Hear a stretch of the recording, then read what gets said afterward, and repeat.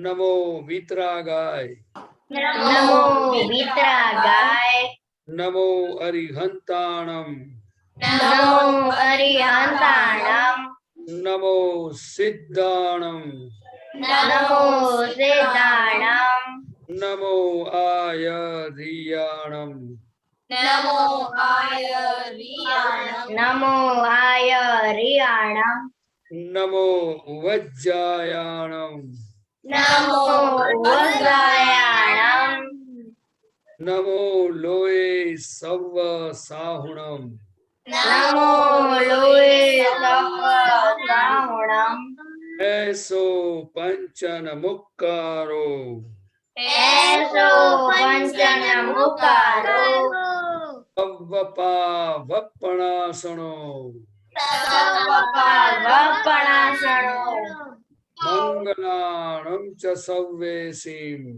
मंगलम च सर्वेषां, परमं हवै मंगलम्। परमं हवै मंगलम्। ओम नमो भगवते वासुदेवाय।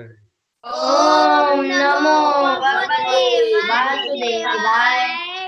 ओम नमः शिवाय। ओम नमः शिवाय। जय सच्चिदानंद। जय सच्चिदानंद। Okay, जय सच्चिदानंद प्रदीप पिताजी दादा। बाप प्रिय जय सच्चिदानंद।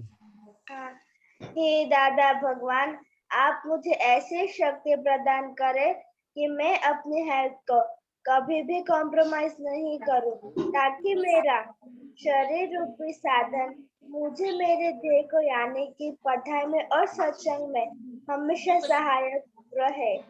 मैं पढ़ने में बिल्कुल सिंसियर रहूंगी। मैं बुरी सोबत से घुसन से हमेशा दूर रहूंगी, और कुछ भी हो मेरा सत्संग कभी भी छूटे नहीं, ऐसी परम कृपा करना।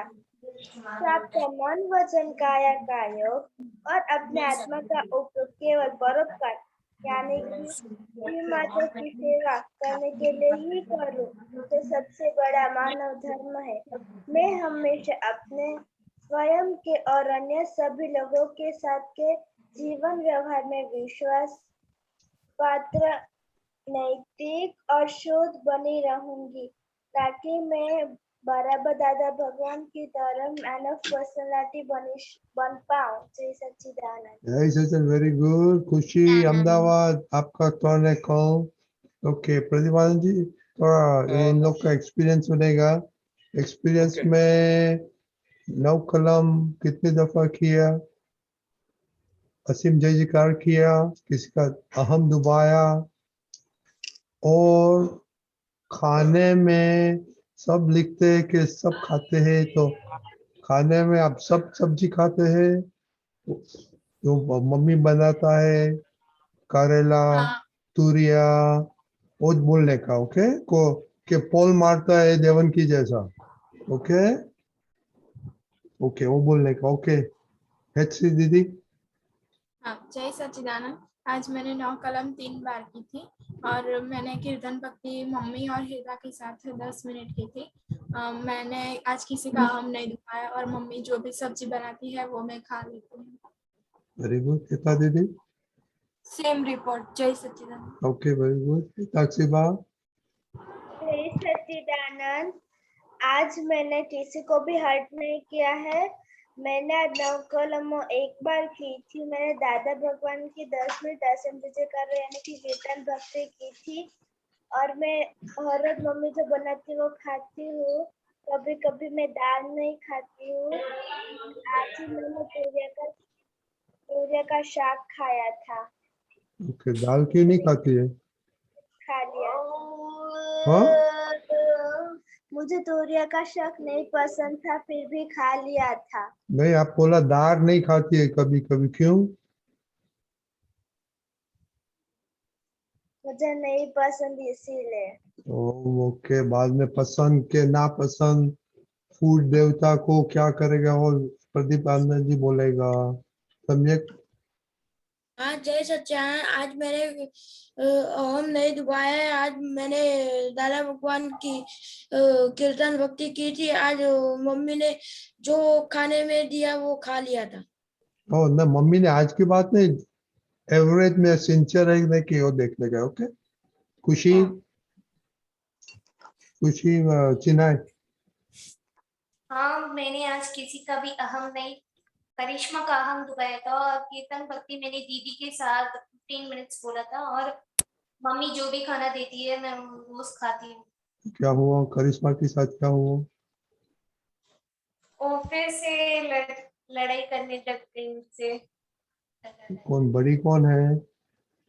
मैं तो करिश्मा, हाँ, आज मैंने प्रेयर करा था और मैंने मम्मी को, खुशी दीदी को, पापा को दबाया था। क्या बुलाया था?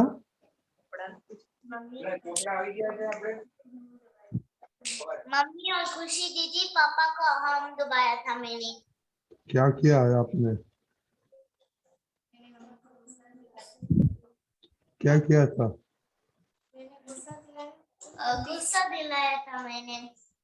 अभी वो उसमें सुधारना पड़ेगा। ओके नहीं तो खाना बंद करना पड़ेगा।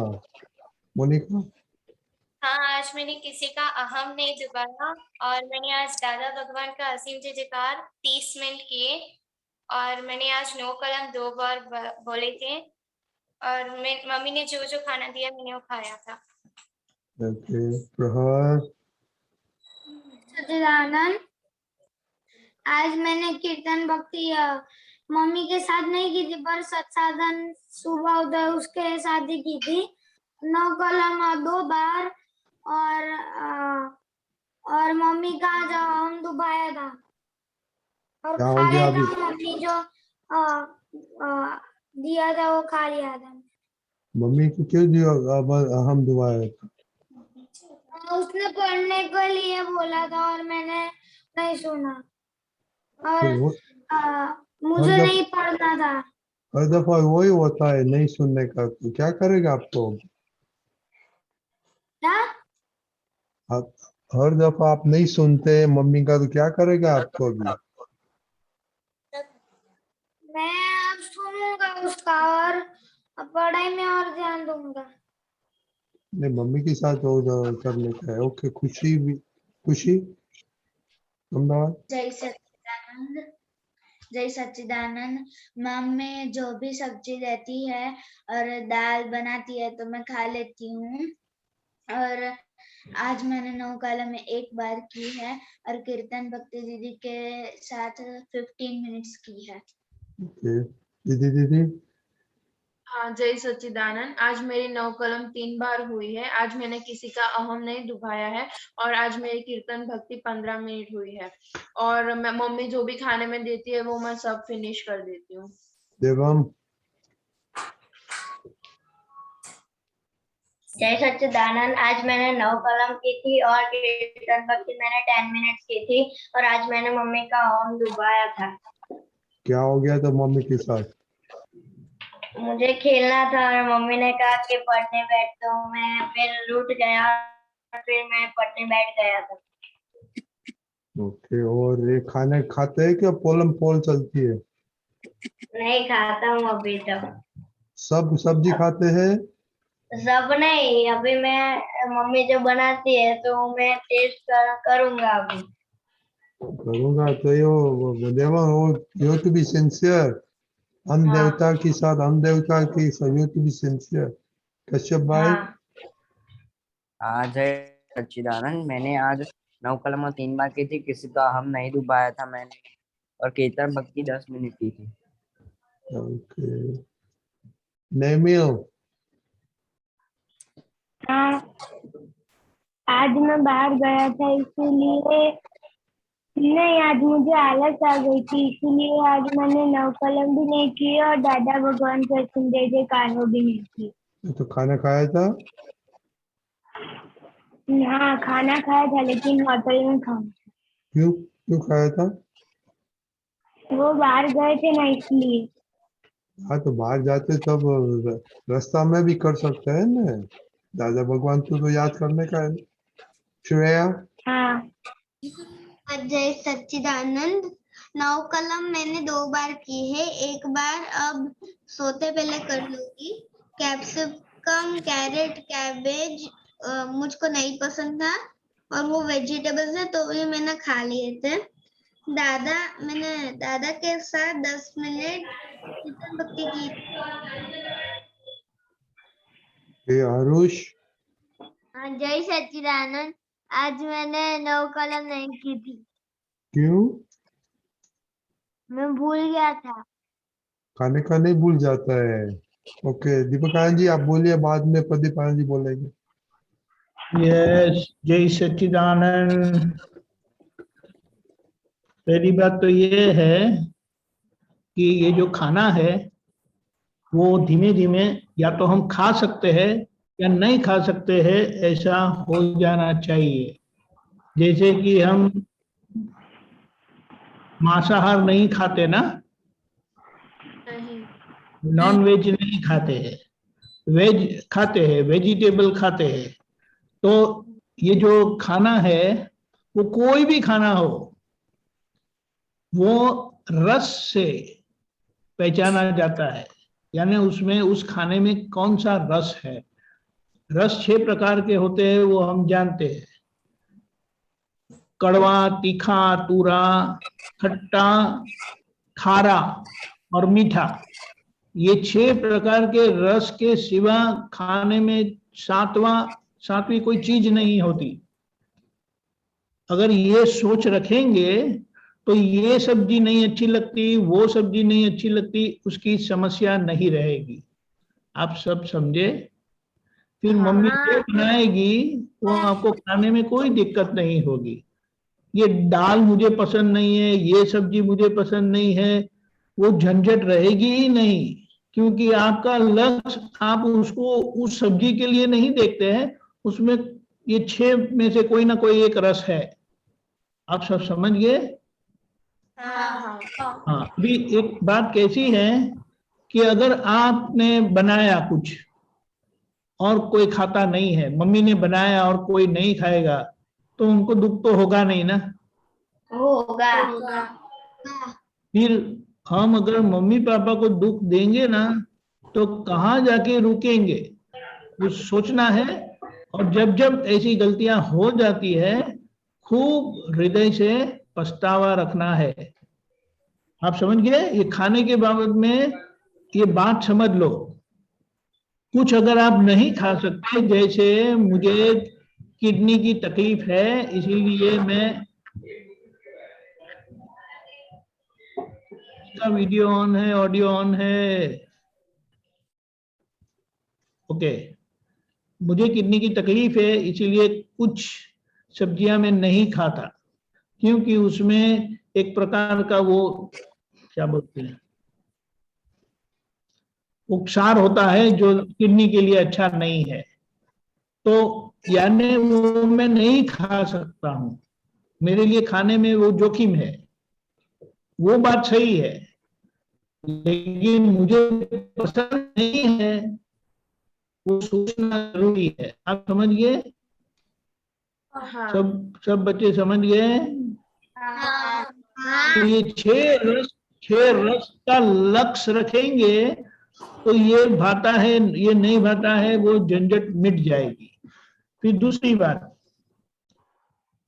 पढ़ने के लिए मम्मी कहती है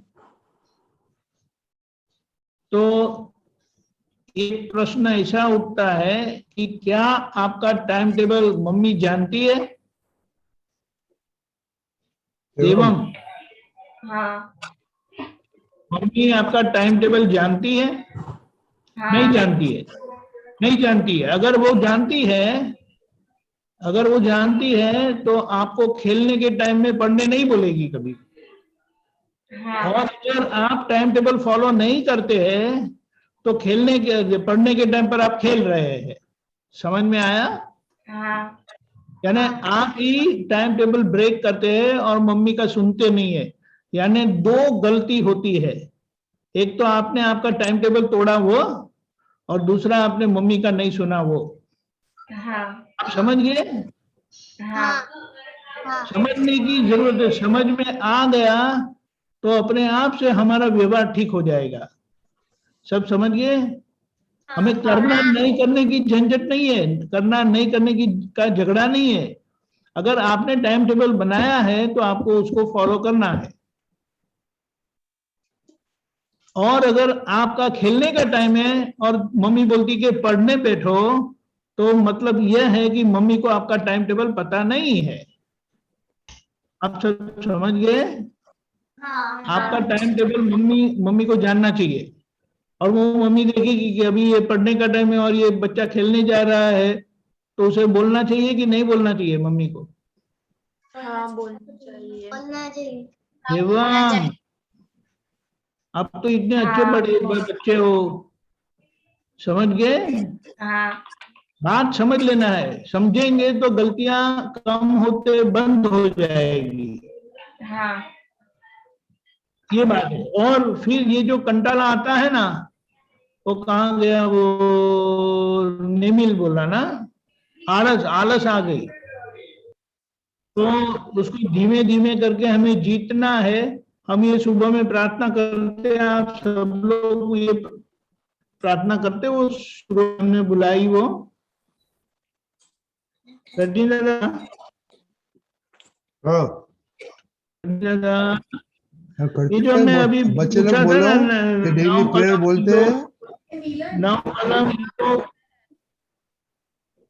hello, am I audible? Yes मेरी यस आवाज यस, आती है? सब बोलते हैं, हाँ बोलते हैं।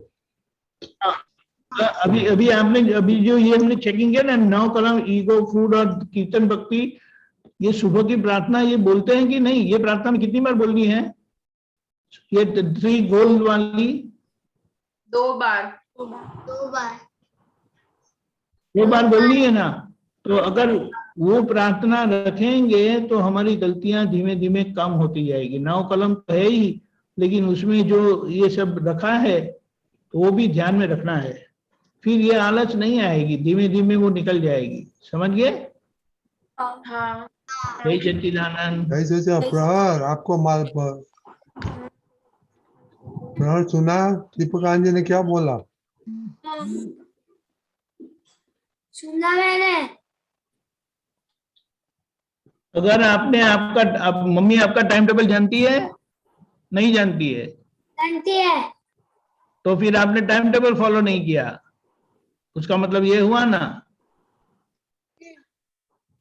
2 में से एक है, या आपने टाइम टेबल फॉलो नहीं किया या मम्मी नहीं जानती टाइम टेबल। और अगर आप टाइम टेबल फॉलो नहीं करते हैं तो मम्मी को हक है बोलने का, पढ़ने बैठो, कि नहीं बोले तो चलेगा? नहीं।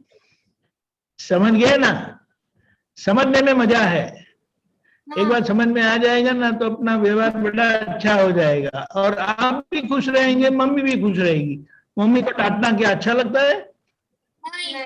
आप सोचो ना, मम्मी अगर डांटती, आपको किसी को डांटना है तो अच्छा लगता है?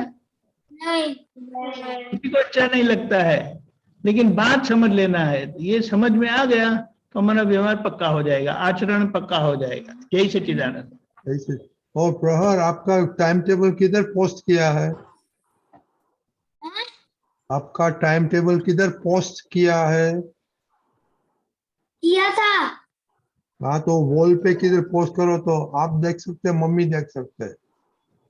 ओके, ठीक है, कर दूंगा। हाँ, वेरी गुड, थैंक यू। तो अभी प्रदीप आनंद जी, ये जी। दीपिका ने बोला कि ध्यान रखेंगे तो गलतियों कम होगा, तो गलतियों कम होगा तो फायदा क्या होगा? गलती कम होगी तो फायदा यही होगा कि उनकी प्रगति होगी, वो आदर्श मानव बन सकेंगे, उनका आदर्श जीवन हो सकता है। इसीलिए दादा भगवान की तरह आपको इंसान बनना है, तो ये छोटी छोटी जो गलतियां हैं वो जब भी हमें पता चले तो वो गलतियों से हमें छुटकारा मिलना चाहिए, महीना के हमें पुरुषार्थ करना चाहिए।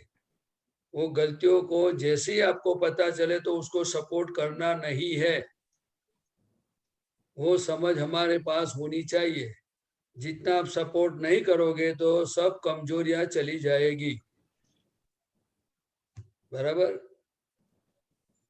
इसीलिए आदर्श इंसान तभी हम बन सकते हैं कि माइंड, स्पीच एंड बॉडी, मतलब के मन, वचन, काया के हर व्यवहार में हमें हमारी गलतियों को ढूंढना होगा, और ये गलतियों को जब हमें पता चले तो वो गलतियों को सपोर्ट करना नहीं है, तभी हमारा छुटकारा हो सकता है।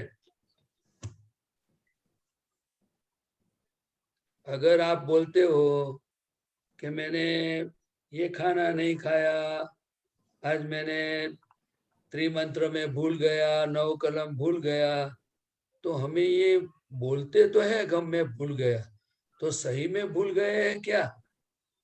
वो हमें ढूंढना चाहिए कि नहीं ढूंढना चाहिए? हाँ, ढूंढना कोई चाहिए। डांटने वाला नहीं है, नुकसान दूसरों किसी को नहीं है। दादा भगवान कहते हैं कि you are whole and so responsible. अगर किसी ने कुछ भी गलती किया और उसका प्रायश्चित नहीं किया और गलती को छुपा दिया, उनको पता नहीं चला, फिर भी उसका रिजल्ट आने वाला है।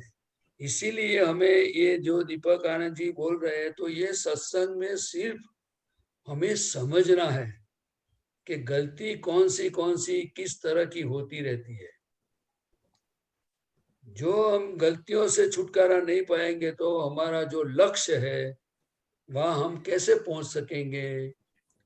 पढ़ाई में गलती करेंगे तो कैसे होगा, खाने में करेंगे तो बॉडी कैसा होगा, फिर प्रार्थना नहीं करेंगे तो हमारे में शक्ति कैसे आएगी, दादा की कृपा कैसे बढ़ेगी। तो हमें ये असीम जय जयकार क्यों बोलना है, 9 कलम क्यों बोलना है, ये सब जो सब समझने का सब्जेक्ट है। और ये समझ जितनी आती जाएगी तो दादा भगवान ने बताया कि आपको फिर गलती का सवाल ही नहीं आता है। देखो, हम कभी खड्डे में गिरते हैं, जानबूझकर कोई गिरता है तो उनको पता है। अगर समझो गैस के आगे आ जाओगे, अगर गैस के अंदर आप अग्नि में हाथ डालोगे, आपको पता है कि जल जाएगा। हम गलती नहीं करते, हम कोई ना कोई साधन से चीज को उतारते हैं, आप समझे ना। वैसे हमें हर चीज का सॉल्यूशन है, जो हम ढूंढेंगे तो मिलेगा। तो अभी हमें हमारी कमजोरियों का सॉल्यूशन लाना है। आपको थोड़ी बात समझ में आई? हाँ। मम्मी का हम डुबाया, पप्पा का हम डुबाया, तो फिर आपको अंदर फीलिंग क्या हुआ? आपने बोल दिया सबके बीच में तो बहुत शक्ति है आप में, लेकिन फिर भी और एक शक्ति की जरूरत है कि भाई मम्मी का हम क्यों डुबाया मैंने, उसमें मुझे क्या फायदा हुआ, ऐसे करने की क्या जरूरत है? अपने खुद को बोला, आपने खुद को डांटा नहीं। दादा भगवान क्या कहते थे? अगर जभी भी आपको आपकी गलती का एहसास हो जावे तो अपने खुद को पनिशमेंट देना चाहिए। वो कैसे पनिशमेंट देना, वो गलती के हिसाब से होता है। अब ऐसे करके भी दे सकते हो, ऐसे करके भी दे सकते हो, और कोई बार ऐसी गलती हो जावे तो उनको एक बार खाना भी नहीं देने का और पूरा दिन उसको शक्ति मांगने का, फिर ऐसी गलती करना नहीं है। जैसे अगर कोई आप फ्रेंड्स है, ब्रदर है, मदर सिस्टर है, छोटे होते हैं, अगर कुछ गलती करते तो अपने उसको शिक्षा करते कि नहीं करते? उनके साथ बोलते नहीं है, ऐसा करते हैं ना। तो वैसे हमारे साथ भी हमें ये व्यवहार सीखना होगा कि गलती जैसे पता चली तो प्रायश्चित करना, शक्ति मांगना, फिर से गलती करे तो और कोई सॉल्यूशन लाना होगा, तभी हम ये गलतियों से छुटकारा पाएंगे। लेकिन ये तो दादा भगवान ने बताया कि खुद को पनिशमेंट देना चाहिए, दूसरा क्या अपने को पनिशमेंट देगा? जो दीपक आनंद जी ने बताया ना कि कोई आपके पर गुस्सा करता है तो आपको कैसा लगता है? तो हमें गुस्सा नहीं करना चाहिए। देखो, फर्स्ट स्टैंडर्ड के जो लोग होते हैं, फर्स्ट स्टैंडर्ड ए ग्रेड के जो व्यक्ति होते हैं, वो कैसे होते हैं? कोई गलती करता है, वो उनकी दृष्टि में आया या सुना, तो उसमें से वो सीख जाता है कि ऐसी गलती मुझे नहीं करनी है। सेकंड क्वालिटी, जो गलती हो जाती है फिर बाद में वो पछतावा करता है और डिसाइड करता है कभी ऐसी गलती नहीं करना है। आप समझे?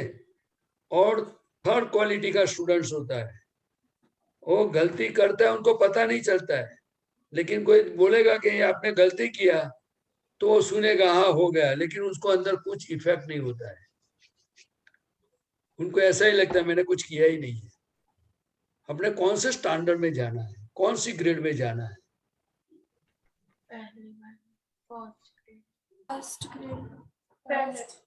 First grade. तो फर्स्ट में जाना हो, ये तो दादा भगवान सब बताते थे, वो मैं आपको बोलता हूँ, ये मेरा नहीं है कुछ। दादा भगवान हर चीज में, इसीलिए उन्होंने एक सेंटेंस बताया, वो बोलते थे कि ये वर्ल्ड की ऑब्जर्वेटरी है। क्या बताया दादा भगवान? क्या बोलते थे कि ये वर्ल्ड की, मतलब वो खुद के लिए बोलते थे, एम पटेल के लिए, वर्ल्ड की ऑब्जर्वेटरी है। ऑब्जर्वेटरी में क्या आता है? ऑब्जर्वेशन के कौन कर सकता है? आप बोलो, ऑब्जर्वेशन में सीखना मिल सकता है कि नहीं मिल सकता है? आप बताओ। हाँ, मिल सकता है। मिल सकता है। हाँ, ऑब्जर्वेशन है ना, उनको गुजराती में बोलते हैं निरीक्षण, पर परीक्षण नहीं। ख्याल आया ने? હવે हिंदी में परीक्षण को क्या बोलते हैं दीपक आनंद जी? परीक्षण है सेम। आपका वॉइस कटता है दीपक आनंद जी। हाँ, एक मिनट।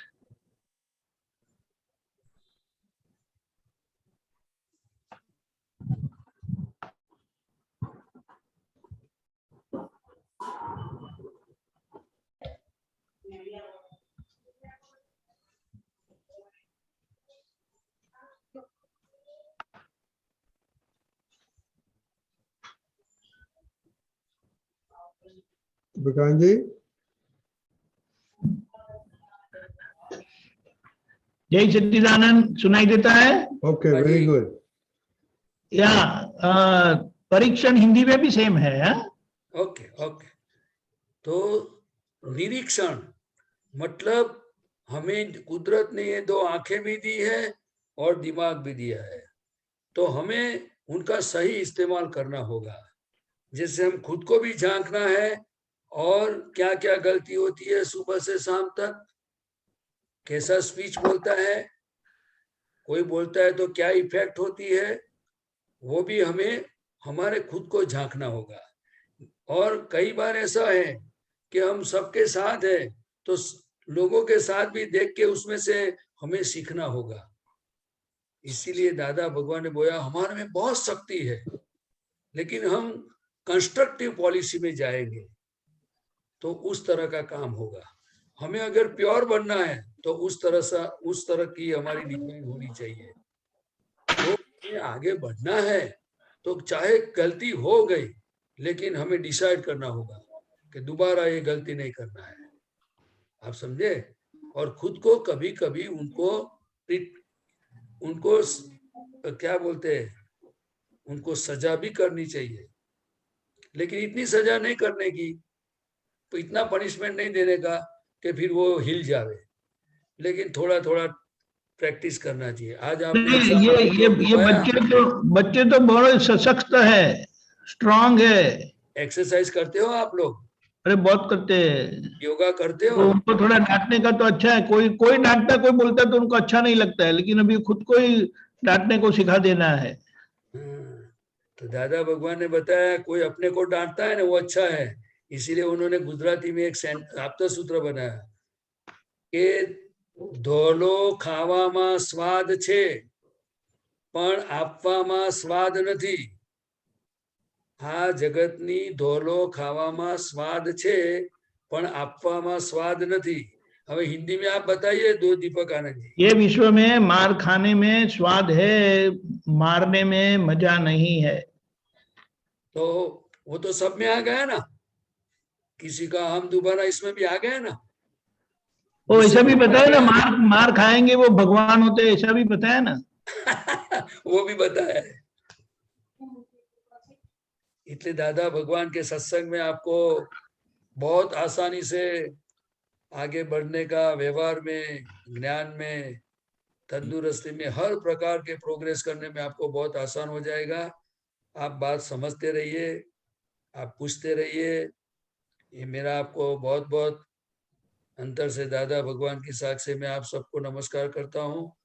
और दादा और सिमंदर स्वामी को मेरी प्रार्थना है आप खूब आगे बढ़ो और दादा का जो जगत कल्याण का मिशन है उसमें आप निमित्त बनो. ओके. लेकिन आप डिसाइड करना कि कमजोरी को कभी भी टॉलरेट नहीं करना है, उसको कभी फूड नहीं देना है. ओके. जय सच्चिदानंद. जय सच्चिदानंद. जय सच्चिदानंद। इसका क्वेश्चन है विधि पिता से. ओके. जय सच्चिदानंद. खुशी. क्वेश्चन नहीं। ओके.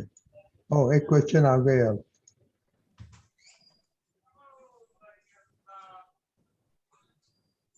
हाँ बोलो. मेरा क्वेश्चन है बोलिए. मेरा ये क्वेश्चन था कि जो भी कोई भी मुझे डांटता है तो मैं उसे दुख लगता है, बहुत ज्यादा दुख हो जाती हूँ, दुखी.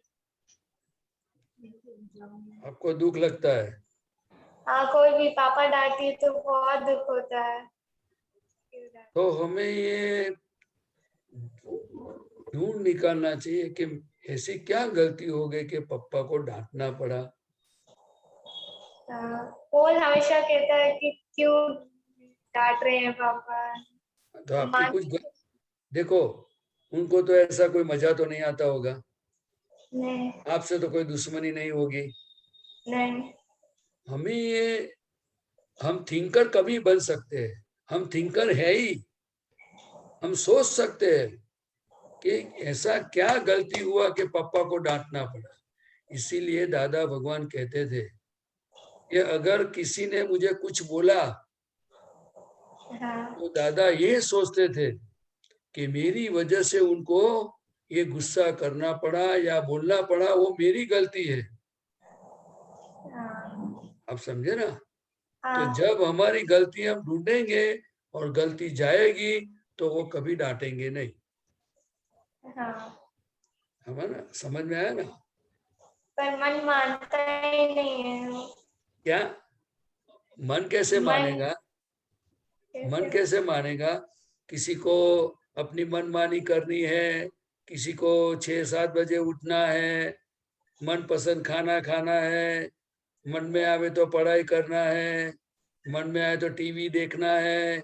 अपने अपने जहां जहां हमारी डिजाइन के हिसाब से चलना है, वो पापा को पता है कि इस रास्ते से उनको नुकसान होने वाला है. इसीलिए हमें डांटते हैं और वो चीज हमें समझ में आती नहीं है. आप समझे ना.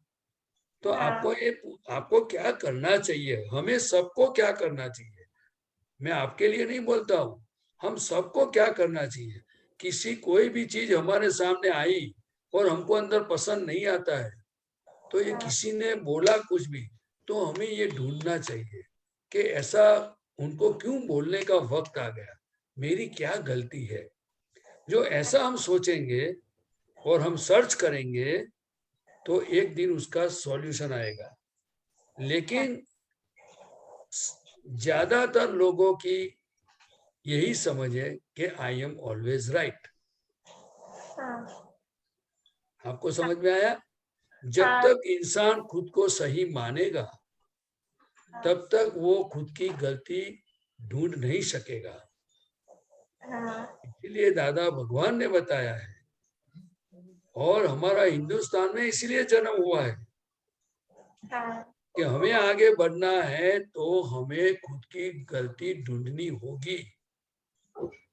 लेकिन ज्यादातर लोग क्या करते हैं, देखो ने ये मेरा पर गुस्सा करते हैं, देखो ने ये मेरे साथ ऐसा व्यवहार करते हैं। क्योंकि हम ऑलवेज सही है वो समझ के चलते हैं, इसीलिए दूसरों की फरियाद करते हैं।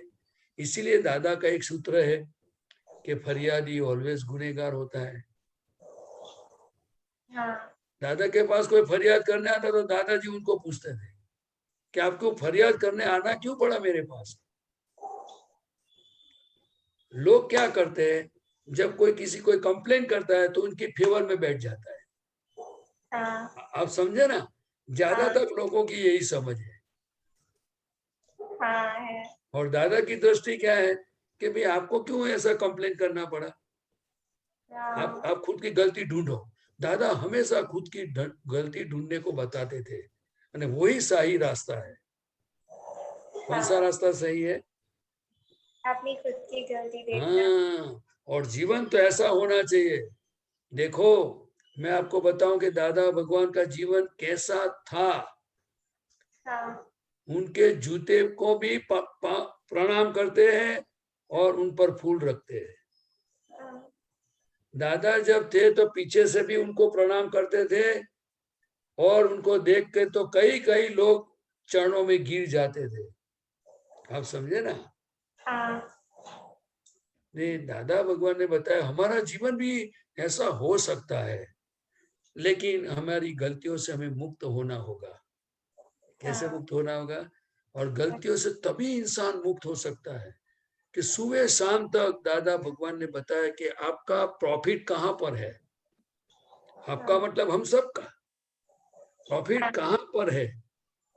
कि जितनी जितनी हमारी गलती हमें पता चलेगी वो हमारा कमानी है। क्योंकि गलती पता चली तो एक दिन उसका सॉल्यूशन आएगा। लेकिन जब हम मान के चलेंगे कि आई एम ऑलवेज राइट, मैं सब तरह से मैं परफेक्ट ही हूं, तो फिर दुख आया कहाँ से, इंसल्ट आया कहाँ से, किसने भेजा? हाँ आप समझे ना। हाँ जीवन में मैं हम सबको यही सीखना होगा कि हम गलती वाले हैं, क्या है, लेकिन गलती। गलती देखो नेचर का कितना अच्छा हेल्पिंग है हमारे पास। नेचर कितनी अच्छी है। देखो गलती निकलती है और हमें डांट पड़ती है। हाँ डांट पड़ती है तो डांटने वाले को थैंक्स बोलना चाहिए कि अच्छा हुआ मुझे गलती का पता नहीं चलता था, आपने डांटा तब भी पता चला कि मेरी गलती है। समझे ना मेरी बात, है ना। हाँ हाँ, तो कोई डांटता है तो बहुत अच्छा है, उसको थैंक्स बोलना चाहिए। नहीं तो कोई खुद का बिगाड़ के अपनी गलती नहीं दिखाएगा, किसी को टाइम ही नहीं है। आजकल के कैसा समय आया मालूम है, कोई देखेगा ना कोई कि भाई ये गलत रास्ते पे चल रहा है तो लोग देखेंगे, बोले मेरा बाप का क्या जाता है, वो जाने। आप समझे ना, लोग ऐसे करके चले जाते हैं। और पहले के समय में इतने अच्छे लोग थे कि खुद का बिगाड़ के भी दूसरे को बताते भाई ये रास्ता अच्छा नहीं है, जरा पीछे आओ, ये रास्ता छोड़ दो आप। समझे ना। लेकिन समय समय की बात होती है। लेकिन कोई डांटे तो हमारे हर जहां भी आपको इंसल्ट मिले, डांट मिले, कोई भी तकलीफ आए तो खुद की गलती ढूंढने का प्रयास करो और दादा से शक्ति मांगो, दादा मेरी गलती मुझे ढूंढनी है। तो एक दिन आप अच्छे इंसान हो जाओगे, आपके गलती सब निकल जाएगी। मेरा यही गोल है। मैं पूछा था, मेरा यही गोल है कि जितनी भी गलती मेरी दिखे, बोलने में, खाने में, सोचने में, बुद्धि में, कहीं भी मेरी गलतियां दिखे तो मैं खुश हो जाता हूँ। क्यों? कि दादा के सामने रखने के लिए मैं जो फूल तो मेरे पास होते नहीं है, तो मैं गलतियां रख देता हूँ और बोलता हूँ इतनी इतनी गलती हो गई दादा, इससे छुटकारा पाइए, मुझे चाहिए। आप समझे ना। तो एक दिन हमारा काम हो जाएगा। जैसे बुखार आती है तो डॉक्टर दवाई देते हैं, देते हैं। तो फिर ठीक हो जाते हैं ना अपने। हाँ तो फिर खाने पीने का मजा आता है कि नहीं आता है? आता है। तो इसी तरह गलतियां निकल जाएगी तो जीवन जीने में अच्छा मजा आएगा। आप 100% सेफ हो जाओगे। भय निकल जाएगा। क्या निकल जाएगा? भय नहीं रहेगा अपने में। बहुत हाँ। शक्ति खिलेगी, बहुत शक्ति खिलेगी। उसको खुमारी बोलते हैं। क्या बोलते हैं? कुमारी। खुमारी मतलब के दादागिरी नहीं, लेकिन ऐसी हाँ। खुमारी रहती है, मतलब कि चलो किसी को अपने दुख देने की अपने वीकनेस नहीं रही, किसी के हाँ। प्रति लालच नहीं रही। आप समझे ना? हाँ। तो खुद का सुख अंदर से आएगा। बराबर? हाँ। हाँ। खूब आगे बढ़ो। आप बहुत युवान है, आपकी उम्र में हमको आपसे बड़ी उम्र में दादा भगवान मिले थे, और आपको इस उम्र में दादा की बात सुनने को मिलती है, तो आप पीछे लग जाओ। लेकिन सिंसियर इन टू स्टडी, घर में, काम में, व्यवहार में, हर जगह पे थोड़ी थोड़ी बात समझ लेना। ओके? हाँ। हाँ, ऐसा जीवन में रखने का, कोई अंडरलाइन करने की हिम्मत नहीं करना चाहिए। मेरा जीवन ऐसा नीट एंड क्लीन होना चाहिए। क्या दिक्कत है इसमें? आप बताइए, क्या दिक्कत है? अपने को चोरी नहीं करनी है, अपने को झूठ नहीं बोलना है, अपने को किसी को उल्ला गुल्ला नहीं करना है, किसी से मारा मारी नहीं करनी है, किसी का मर्डर नहीं करना है, कोई गलत काम नहीं करना है, तो फिर डर किस बात का? हाँ। आप समझे ना? हाँ। हाँ, एक बात बताता हूँ, रत्ती भाई 2 मिनट लो। हाँ बोलो, बोलिए। दादा भगवान के एम पटेल के अंदर जब दादा भगवान ज्ञान स्वरूप प्रकट हो गए, हाँ। तो दादा भगवान ने क्या सोचा होगा, क्या बोला होगा? तो दादा भगवान ने भगवान को बोला, एम पटेल ने दादा भगवान को बोला कि भगवान आप इधर क्यों आए? दूसरी जगह पे जाना चाहिए ना आपको। हाँ। तो भगवान ने क्या बताया कि मैं सब जगह पे जाके आया, लेकिन कोई जगह पे प्रकट होने का मन हुआ, मतलब कि लगा नहीं मुझे यही जगह पसंद आई, तो मैं यहाँ प्रकट हो गया हूँ। हाँ। आप समझे? हाँ। तो हम सब छोटी छोटी गलतियों से हम मुक्त हो जाएंगे, तो फिर भगवान को बोलना पड़ेगा कि आप प्रकट हो जाओ। नहीं। हैं?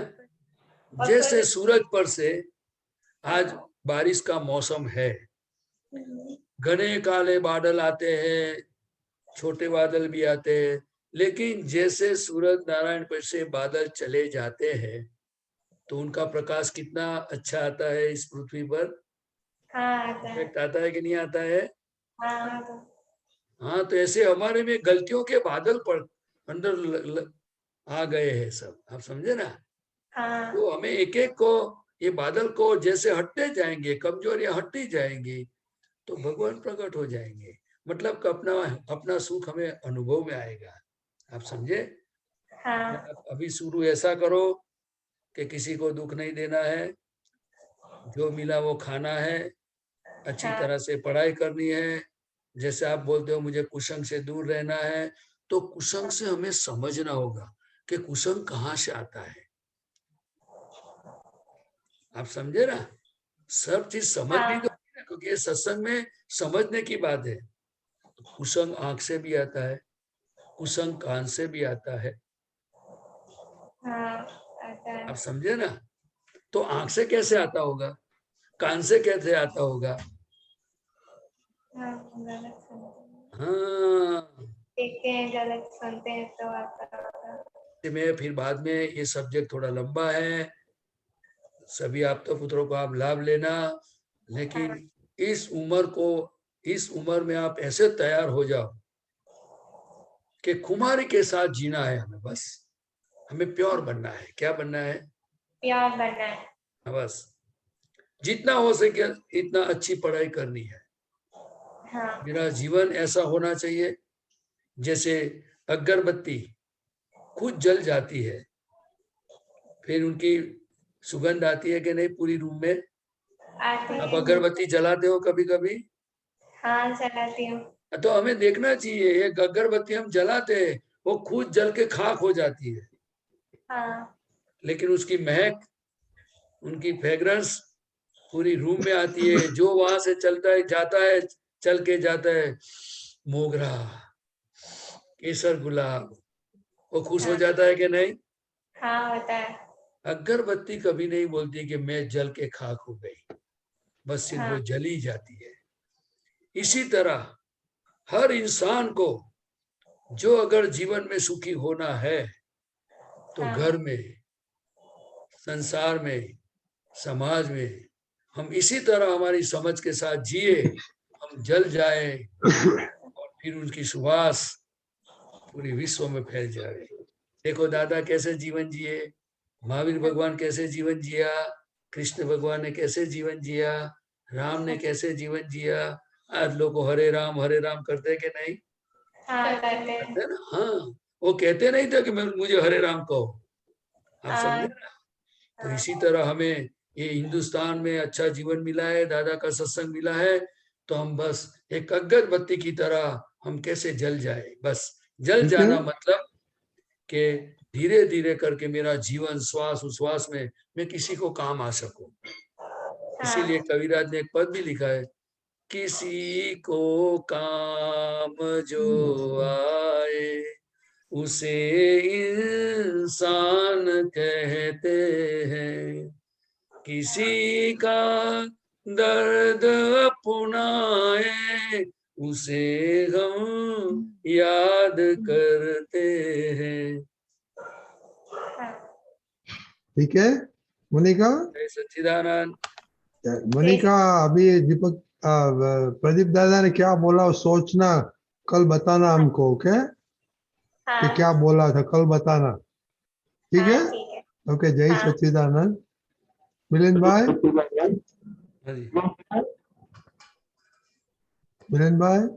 हाँ, जय सच्चिदानंद रजनी दादा, जय जय सच्चिदानंद दीपक आनंद जी, सच्चिदानंद। जय जय सच्चिदानंद, सच्चिदानंद। जय हाँ बोलो। सच्चिदानंद। जय सच्चिदानंद। हाँ, प्रश्न હવે છે પ્રદીપાનંદજી, જય સચ્ચિદાનંદ। जय सच्चिदानंद। મન વચન કાયાની ટેવો અને તેના સ્વભાવને હું જાણું છું અને મારા સ્વસ્વભાવને પણ હું જાણું છું। હવે આ વાક્યમાં મન વચન કાયાની ટેવો અને તેના સ્વભાવને જાણું છું એ તો સમજાય છે, પણ મારા સ્વભાવને પણ હું જાણું છું, તો જે જાણનાર છે એનાથી પણ કોઈ છે ને ઉપરી, એવું કઈ થયું? હા, એટલે એને દાદા ભગવાને એવું કહ્યું કે ઉપયોગ ઉપર ઉપયોગ, એ સમજાવો થોડું વિશેષ। ઉપયોગ ઉપર ઉપયોગ એટલે અત્યારે આપણે મહાત્માઓને ઇન્ટ્રીમ ગવર્મેન્ટ છે એટલે પ્રજ્ઞા શક્તિ છે। શું છે? પ્રજ્ઞા અત્યારે આત્મામાંથી છૂટી પડેલી પ્રજ્ઞા શક્તિ છે કે પ્રજ્ઞા શક્તિથી આપણને જે જાગૃતિ હોવાથી આપણને બધું જ્ઞેય સ્વરૂપે દેખાય છે કે મનમાં વિચાર કેવો આવ્યો, વાણી કેવી છે, તેવો કેવી છે, પછી બધું આપણને જણાય છે, બરાબર છે? હવે એ જે પ્રજ્ઞાને જે જાણે છે, પ્રજ્ઞાનો જે સ્વભાવ છે જોવા જાણવાનો, એટલે એની ઉપર શુદ્ધાત્મા પદ છે, એનાથી આગળનું પદ છે, એને ઉપયોગ પર ઉપયોગ કહેવાય। શું કહેવાય? ઉપયોગ પર ઉપયોગ। હા, એ છેલ્લી દશા છે। તો સાહેબ એ છેલ્લી દશા પ્રજ્ઞાની વાત જે કરી તમે, તો શુદ્ધાત્માનો સ્વભાવ જોવા જાણવાનો નહીં, પણ પ્રજ્ઞા રૂપે અત્યારે આપણે આમાં આવ્યું છે ને। જો શુદ્ધાત્મા એને લક્ષ્ય કહેવાય, ભાન થયું, હું શુદ્ધાત્મા છું એ ભાન થયું, બરાબર, એબ્સોલ્યુટલી રાઈટ। એટલે અત્યારે આપણને શબ્દ જ્ઞાન મળ્યું, એટલે કે મોક્ષની બાઉન્ડ્રીમાં આપણે આવી ગયા, બરાબર। હવે હું શુદ્ધાત્મા છું એ તો ભાન થયું, તો કે આ મન વચન કાયા હું નથી, બરાબર? હા, બરાબર, એબ્સોલ્યુટલી રાઈટ। પણ દાદા ભગવાને શું કહ્યું કે હવે તમારો તમે શુદ્ધાત્મા થઈ ગયા એટલે હવે તમારો વ્યવહાર કોણ ચલાવશે? તો કે ભાઈ આ વ્યવસ્થિત શક્તિ ચલાવશે, બરાબર? પણ વ્યવસ્થિત શક્તિ તમારો વ્યવહાર ચલાવશે, પણ હવે આ જે પ્રજ્ઞા નામની શક્તિ છૂટી પડી ને, જે આત્માથી, આત્મામાંથી પ્રજ્ઞા નામની શક્તિ છૂટી પડી, એટલે હવે શું કરશે? તો કે તમને મોક્ષ બાજુ લઈ જશે, કે તમને કેવળ જ્ઞાન તરફ લઈ જશે। શું કરશે? પણ કેવી રીતે લઈ જશે? તો કે હવે આ પ્રદીપભાઈમાં જે ભૂલો દેખાય એટલે પ્રજ્ઞા શક્તિ કે તમે પ્રતિક્રમણ કરો। શું કે? પ્રતિક્રમણ કરો। હવે એ જે પ્રજ્ઞા શક્તિ જે ફાઇલ નંબર 1 ને જે બોલે છે, જે ઇન્સ્ટ્રક્શન આપે છે, પછી શું બને છે શું નહીં એને પ્રજ્ઞા જાણે છે, અને પ્રજ્ઞાની ઉપર ઉપયોગ છે બીજો, એના ઉપર થોડી વિશેષ વાત કરો. એ ઉપયોગ પ્રજ્ઞા ઉપર, ઉપયોગ ઉપર ઉપયોગ એટલે કે ફૂલ સ્ટેજ કહેવાય ને. શું કહેવાય? એબ્સોલ્યુટ. હા, અત્યારે આપણે હજુ તો શુદ્ધાત્માનું ભાન થયું છે અને અત્યારે પ્રજ્ઞા શક્તિ જાગૃત થઈ છે. એ પ્રજ્ઞા શક્તિ જેમ જેમ એના કયામાં આજ્ઞા પાડતા જઈશું ને બધું તેમ તેમ થતું જશે ને આ બાજુ ચોખ્ખું થશે બધી ફાઇલોનો નિકાલ, તેમ તેમ પછી પ્રજ્ઞા શક્તિને શુદ્ધ અરે આત્મા એક થઈ જશે. શું થઈ જશે? એટલે એને કેવળ જ્ઞાન સ્વરૂપ કહેવાય. શું કહેવાય? હા, કેવળ જ્ઞાન સ્વરૂપ. પછી ત્યાં શબ્દ ના રહ્યો, પુરુષાર્થ ના રહ્યો, કશું ના રહ્યું. બરાબર બરાબર. એટલે આપણી આ ઇન્ટ્રીમ ગવર્મેન્ટ ની ફૂલ ગવર્મેન્ટ ની યાત્રા છે. આજે નવી જ વાત જાણવા મળી સાહેબ. આ તો નવી નહીં, આ છે જ. આવું નહીં છે તો ખરું જ, પણ આપણે બોલતા હતા ત્યારે આ થોડું ઓબ્ઝર્વ કર્યું ત્યારે મને ખબર પડી કે તો કોઈક તો હોવું જોઈએ એના ઉપર કે હું મારા સ્વભાવને પણ હું જાણું છું. હા, એટલે શું ને પછી પોતે પોતાને જાણે અને પરને પણ જાણે. એને સ્વપર પ્રકાશક કહેવાય. શું કહેવાય? સ્વપર પ્રકાશક. હા, હું સ્વપર પ્રકાશક એવો શુદ્ધાત્મા છું. એટલે દાદા ભગવાને શું કહ્યું કે તમને જે મેં જ્ઞાન આપ્યું છે એ પૂરેપૂરું આપેલું છે. બરાબર છે. એટલે કે તમને આપ્યું છે તો મેં કેવળ જ્ઞાન જ આપેલું છે, કેવળ દર્શન જ આપેલું છે, પણ તમને પચે નહીં. સાથી કે હવે તમારે આ બધો ફાઇલોનો બધી પેન્ડિંગ રહી ને, એટલે કે જેમ જેમ તમે શુદ્ધ ઉપયોગ પૂર્વક રહેશો, જાગૃતિ પૂર્વક રહેશો, આજ્ઞાનું પાલન કરતા જશો, એમ બધું તમને અનુભવ થતો જશે. બરાબર, ખ્યાલ આવ્યો? Absolutely right. અત્યારે આપણે બધા મહાત્માઓનું મૂળ લક્ષ્ય, દાદા ભગવાને કહ્યું કે એક જણે કોઈ વાત કરી કે દાદા હું તમને યાદ રાખું અને આજ્ઞા પાડું, તેમાં શું કહેવાય? તો કે બંનેને શુદ્ધ ઉપયોગ જ કહેવાય. પણ કે છે કે જે તમે મારી આજ્ઞા પાડો ને, પેલું તો દાદાનું નિધિ ધ્યાન તો ભૂલી જવાય, પણ 5 આજ્ઞા પાડો ને એ પરફેક્ટ કે છે. શું કે છે? પરફેક્ટ કહેવાય. અને કે 5 આજ્ઞા તે જ હું છું.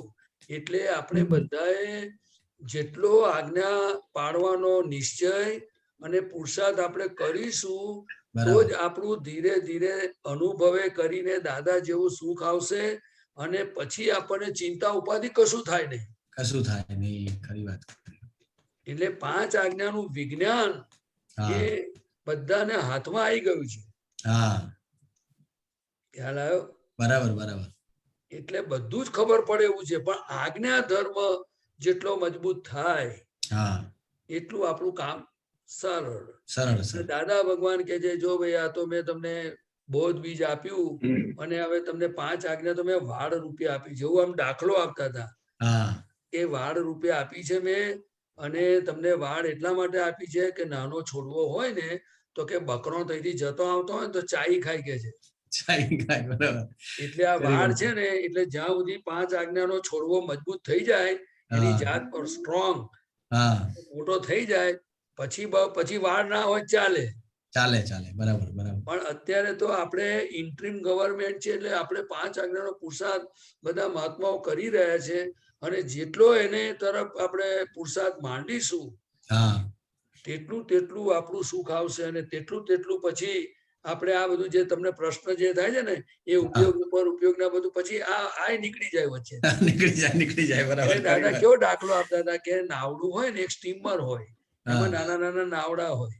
નાવડામાંથી તમે સ્ટીમરમાં ચડી જાઓ, પછી નાવડાની જરૂર નહીં કે છે. જરૂર નહીં. બરાબર બરાબર છે. જબરદસ્ત વાત. Very good. આ બધા દાખલા દાદા ભગવાનના જ છે બધા. એટલે આપણે મહાત્મા, તમે આજે પ્રશ્ન પૂછ્યો તો બહુ ખુશ થઈ ગયો.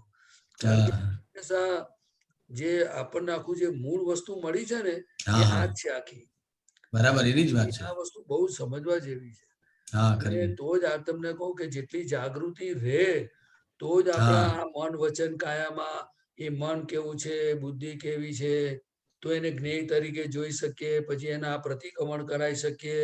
અહીંથી બધું પુરુષાર્થ મંડાય ને ચોખ્ખું થાય તો પછી ધીરે ધીરે ધીરે આપણને પોતાના સુખમાં સ્થિર થતા જઈએ. એટલે એનું સુખ આવતું જાય, એનો સ્વાદ આવતો. 100% સાહેબ. એટલે બહુ ગજબની વસ્તુ છે. આ તો અક્રમ વિજ્ઞાન છે. બાકી તમને કહું ને કે અત્યારે કર્મોના ઉદયો બધાને એવા છે, એટલે દાદા ભગવાન કે છે કે ભાઈ આ શુદ્ધાત્મા પદ એટલે શું? કે કર્મના ઉદયો તો મને આવે છે અને બધા અજ્ઞાનીને આવે છે. શું આવે છે? અજ્ઞાનીને પણ પણ કે આવે. ઉદયાકાર નહીં થવાનું કે છે. શું નહીં થવાનું? ઉદયાકાર નથી. હા, એટલે ઉદયમાં જે આપણને જે પેલું પોતાનું શુદ્ધાત્માનું લક્ષ ચૂકી જઈએ છે ને, હા એ અભ્યાસ નહીં હોવાને કારણે થાય છે. બરાબર બરાબર. એટલે દાખલા તરીકે ખાવા બેઠા હોય તોય આપણને થોડી જો હેન્ડલ મારીએ ધીમે ધીમે તો કોણ ખાય છે નું જુદો એવું રે આપણને. એ તો એ વાત કરું સાહેબ વચ્ચે હા. અહીં ડાઇનિંગ ટેબલ મારું છે ને, ત્યાં જ બાજુમાં આખું મેં દાદા ભગવાનનું એક કલમ છે ને, હા હા મને કોઈ પણ રસમાં લુપ્તપણું ન કરાય, સમરસી હા. ખોરાક લેવાય, તો પણ 10% જ યાદ રહે છે. કઈ વાંધો એટલે આ તો થોડો પેલો ભરેલો માલ ખરો ને બધો, હા બરાબર અંદર બધા બરાબર. ધક્કા ધુક્કી મારે બધું, અંદર હા, બધું સુખે આવે આવે બધું બને થોડું થોડું. પણ દાદા બરાબર. કહેતા હતા કે તમને ખબર પડે છે ને એનું નામ જાગૃતિ. હા દાદા એ જાગૃતિ કોને કહી? તો કે આપણે રસમાં લુબ્ધ થઈ ગયા, જે ભાવતું હતું એ વધારે ખવાઈ ગયું, પેલું નતું ભાવતું એની પર અભાવ થયો, એ બધું જેને જાણીએ છે તે આપણે જ છે. હા બરાબર. એ આ બધું તે વખતે આપણને ખ્યાલમાં એ ગોઠવણી હોય, હા નક્કીપણું હોય તો બધું ખબર પડે. નહીં તો પછી 100%, કેવું કે 100%. ઢોકળું ખાઈ જાય બધું. ઢોકળું એટલે શું? આ હા, શરીરમાં જેમ તમે એક થેલીમાં શાકભાજી ભરી દો ને માર્કેટમાંથી, એમ હા. લોકો શું કરે? બરાબર કેટલું બરાબર. ખાધું? રામ તારી માયા. કેટલું ખાધું? રામ તારી માયા. મય રામ પચશે કે તારી નહીં પચે? રામ તારી માયા. મય જરૂર છે કે નહીં જરૂર? રામ તારી માયા. ખરી વાત સાહેબ. એ ઠોકાઠોક ખાધું કહેવાય. શું કહેવાય? હા હવે મનુષ્યમાં દાદા કે છે અલ્યા, આ તો દાદા ભગવાન કહેતા હતા જાનવર પણ ખાય છે તો કેટલું વિચારીને ખાય છે. ખરી વાત છે. એવી બહુ રીતે જ. ખાય છે. ગાયો ભેંસો ને કૂતરાને જુઓ તો ખરા કે છે. પણ કે આ તો મનુષ્ય થઈ અને કે છે કે એવી હાલતમાં આવી ગયું છે, કરુણા ઉપજે કે શું કે છે? કરુણા આપજે. ખરી વાત છે. ના, આ તો એક જનરલ વાત કહું છું. એ તો જ્ઞાની પુરુષને દેખાય છે, મને નથી દેખાતું, પણ હું તો મારી જાતનું જોવા માંડું. 100% વાત અને સાચી. કોકનું દેખાય તો પ્રતિક્રમણ કરું કે ભગવાન મને માફ કરજો. માફ કરજો. કારણ કે શું છે કે પોતાનું જોવાનો અભ્યાસ બધો દાદા હા. મળ્યા પછી થયો છે. પછી પણ થયો જૂની વાત. આદતો જાય નહીં પાછી. ના એ બરાબર જૂની આદતો મિલિંદભાઈ? પર ઉપયોગ રાખવાનો હા સાહેબ. કે આપણું પોતાનું કેમ જોતા શીખીએ. બહુ સરસ મજાનું છે બરાબર છે. અક્રમ વિજ્ઞાન. હા, બહુ મજા આવે. અદભુત અદભુત સાહેબ, અદભુત. જય સચ્ચિદાનંદ. જય જય છે સચ્ચિદાનંદ. આવી રીતના નામ આવતા રહેજો તમારું? મિલિંદભાઈ.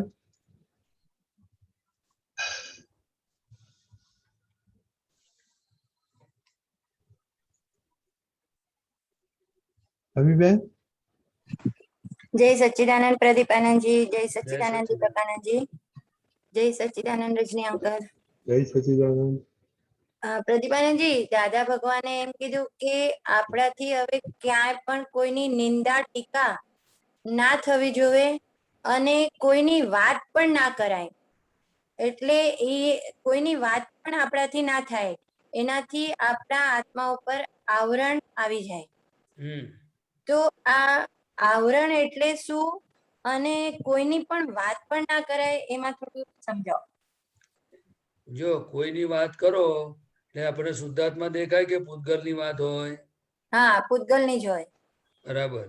હવે પૂતગલની વાત કરતી વખતે આપણે શુદ્ધાત્મામાં હોઈએ ખરા? ના. ના હોઈએ. બરાબર છે. તમે સાચી વાત ને?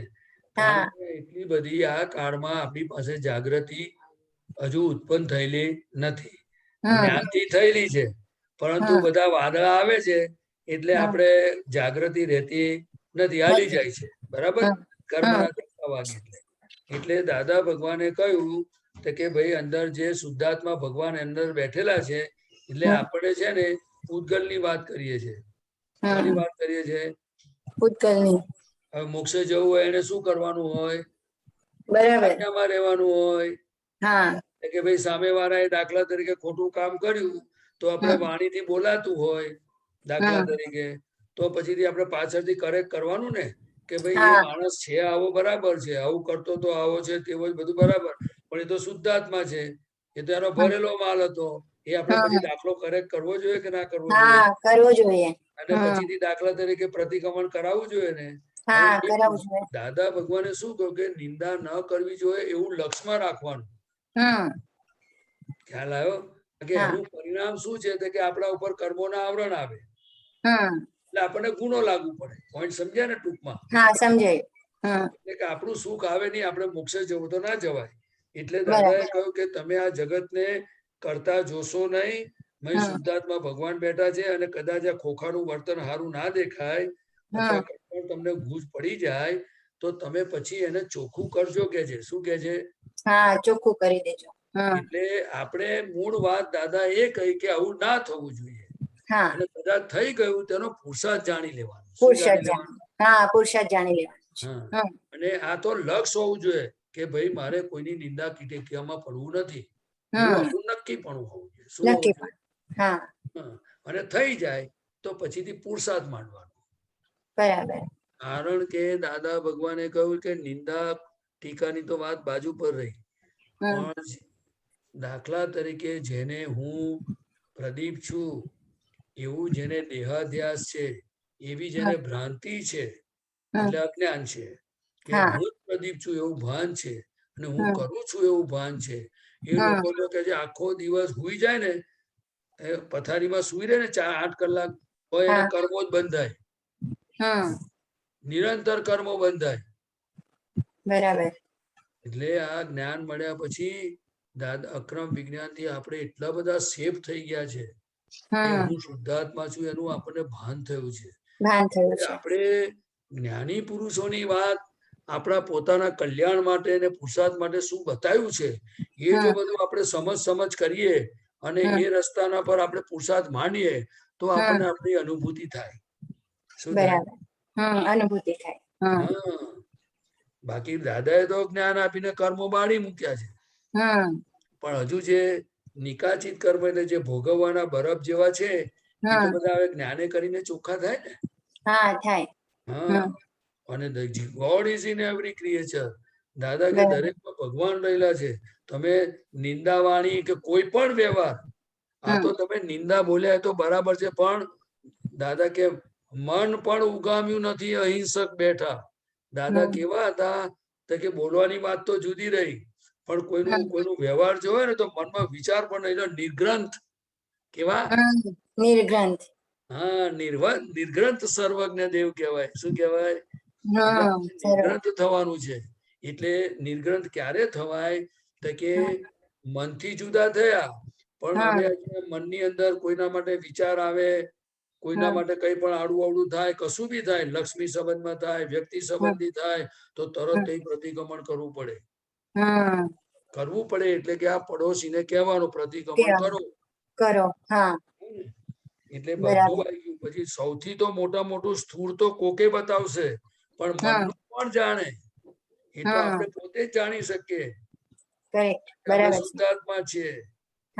એટલે દાદા કે જે મનથી બહુ મન ઉપર એક જ્ઞેય છે ને આપણે જ્ઞાતા છે, ત્યાં બધું બરાબર ઉપયોગ રાખવાની જરૂર છે. થોડો પ્રેક્ટિસ કરવા જેવી છે.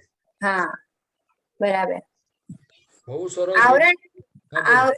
સ્વામી, આવરણ એટલે શું? આવરણ આવે જાય એટલે આપણી પ્રગતિ જ્યાં હતી ત્યાંથી પાછી નીચે વહી જાય કે પછી ત્યાં આપણી પ્રગતિ થોડી સ્ટોપ થઈ ગઈ?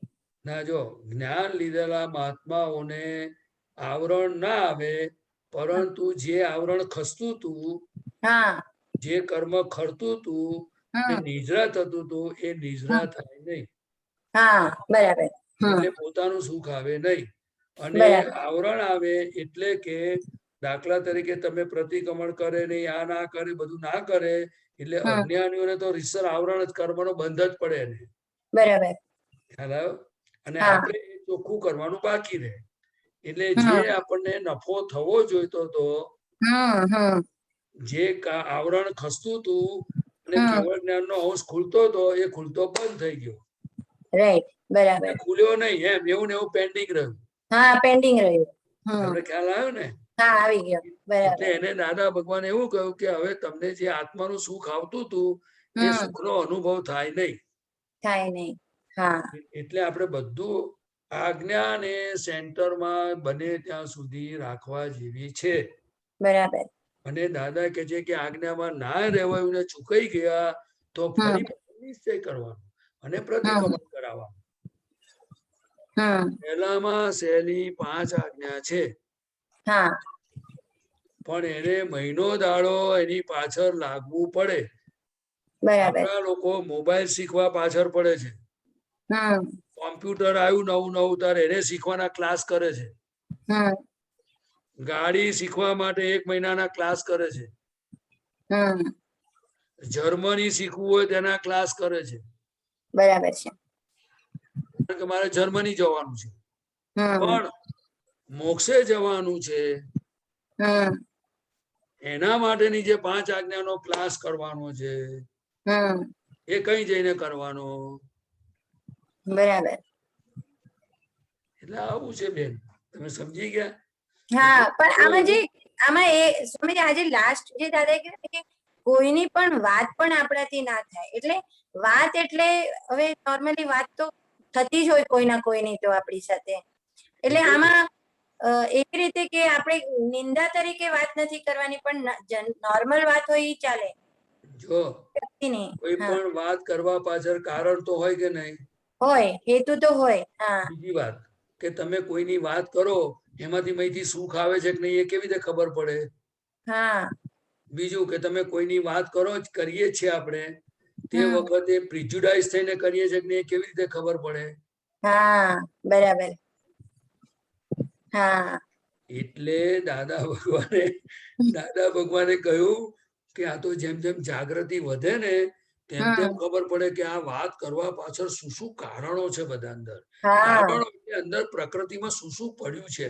શું પડ્યું છે. બરાબર. હા. હવે હું તો કહું જ્ઞાન લીધેલા મહાત્માઓને આ બધું રહ્યું નથી કશું, પણ એને પોતાની પ્રકૃતિનો અભ્યાસ તો રહ્યો ને. રહ્યો ને. હા, ઈ જ.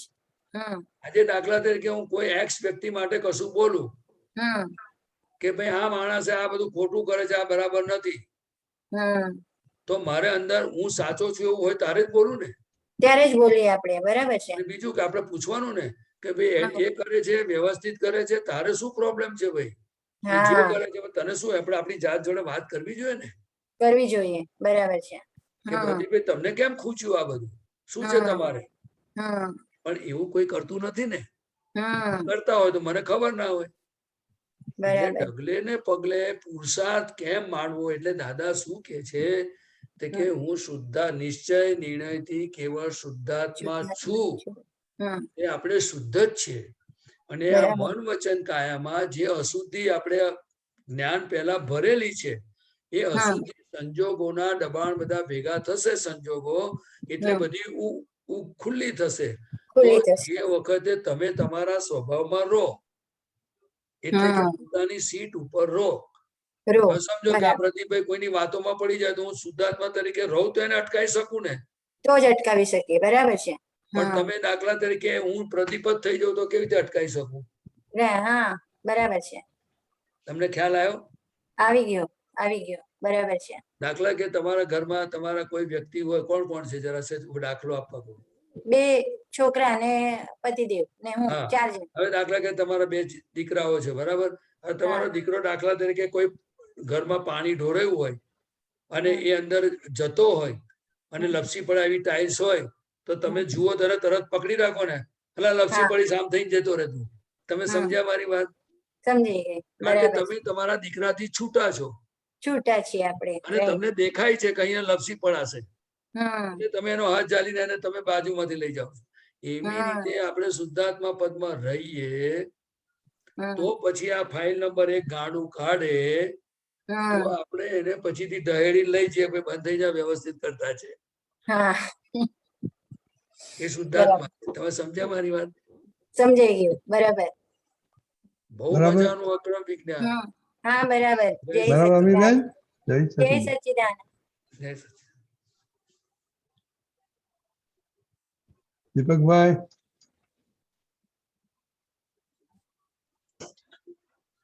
દીપકભાઈ.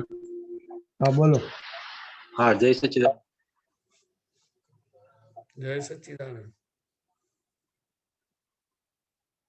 હા, પાછળ તમને કનેક્શન પ્રોબ્લેમ ગઈકાલે પણ હતો. ચાલ્યા ગયા તો ત્રિવારી આપને કઈ કેવું છે? 2 મિનિટ કે કેવું છે? 2 મિનિટ તમારું શું ચાલી રહ્યું છે? ચાલી રહ્યું એટલે 2 મિનિટમાં તો અત્યારે એટલું જ છે કે સવારથી સાંજ સુધીમાં આપણે આ પ્રદીપ શું કરી રહ્યો છે અને એને કઈ કઈ વસ્તુઓમાં એને ગમતું ના ગમતું થાય છે અથવા તો કઈ જાતની ભૂલ કરે છે, ક્યાં આજ્ઞા નથી પાડતો, ક્યાં વ્યવસ્થિત ચૂકે છે, એ બધાનો પ્રોજેક્ટ અત્યારે મૂકેલો છે. અને એની અંદરથી ઘણું ખરું આખા દિવસ દરમિયાનમાં જે બધા વ્યવસ્થિત ચૂકાય, ફાઇલ ચૂકાય, રિલેટિવ રિયલ રહે તો બીજું ના રહે, એવું બધું ચાલ્યા કરે છે. પણ હવે એક નક્કી કર્યું છે કે હવે ચોખ્ખા થવું છે તો ભાઈ ક્યાં આજ્ઞા બહાર કેવી રીતે જાય છે એની ઉપર અત્યારે ફોકસ મૂકેલું છે. અને દાદાની કૃપાથી મેં જોયું કે નક્કીપણું કરીએ છીએ એટલે થોડી થોડી વારે આજ્ઞાના ટકોરા પડે છે અને રિલેટિવ રિયલ બધું ચાલ્યા કરે છે. અને મને વિશ્વાસ છે કે જો બધા મહાત્માઓ તો ખૂબ પુરુષાર્થ માંડી રહ્યા છે અને કદાચ કોઈનામાં આમ તેમ હોય તો દાદાની જે ભાવના હતી ને દાદાએ આપણને જ્ઞાન આપ્યું છે બધાને, તો આપણે બધા જો આ પુરુષાર્થમાં કંઈ પણ કચાશ લાગતી હોય તો દાદા પાસે શક્તિ માગવાનું પણ નક્કી કર્યું છે કે ઓછામાં ઓછું 5 મિનિટ, 10 મિનિટ કે 50-100 વખત પણ આજ્ઞા પાડવાની શક્તિ માગવી, પછી જ્યાં જ્યાં જરૂર લાગે ત્યાં શક્તિ માગવી, છૂટા પડવાનું બધું કર્યા કરીએ છીએ અને બધું ચાલ્યા કરે છે મારો ભાઈ. બહુ સરસ, બહુ સરસ. અને બધું મારી એવી ભાવના ખરી કે દાદાએ જેવા આપણને કહ્યું છે એવા આપણે બધા મહાત્માઓ ધીરે ધીરે તૈયાર થઈ રહ્યા છે. હું તો ઘણો કાચો માણસ છું એટલે તમારા બધાના આશીર્વાદ મળે અને આ દેહ પડી જાય પહેલા થોડું જેટલું થઈ જાય એટલું કામ તો સારું. જય સચ્ચિદાનંદ. જય સચ્ચિદાનંદ. હવે આપણો ટાઈમ થઈ ગયો છે તો આપણે શ્રીમંત બોલાવો. દીપિકાજી પ્લીઝ બોલો. ઓકે, જય દીપકભાઈ, જય દીપકભાઈ બોલો. તમારો વોઇસ નથી આવતો દીપિકાજી. કોણ છે? દીપકભાઈ ઝેર ઓનલાઈન. એનું કનેક્શન ચાલ્યું જાય છે. He ease of and on. Okay fine. Okay બોલો ત્રિમંત્ર. નમો વિતરાગાય. નમો વિતરાગાય. નમો અરિહંતાણમ. નમો અરિહંતાણમ. નમો સિદ્ધાણમ. નમો સિદ્ધાણમ. નમો આયરિયાણમ. નમો આયરિયાણમ. નમો ઉવજ્જાયાણમ. નમો વજ્જાયાણમ. નમો લોય સવ સાહુણમ. નમો લોય સવ સાહુણમ. એસો પંચન મુક્કારો. એસો પંચન મુક્કારો. સવ પાવપણાસણો. સવ પાવપણાસણો. મંગલાણમ ચ સવ્વેસીમ. મંગલાણમ ચ સવ્વેસીમ. પરમં હવૈ મંગલમ. પરમં હવૈ મંગલમ. ઓમ નમો ભગવતે વાસુદેવાય. ઓમ નમો ભગવતે વાસુદેવાય. ઓમ નમઃ શિવાય. ઓમ નમઃ શિવાય. જય સચ્ચિદાનંદ. જય સચ્ચિદાનંદ.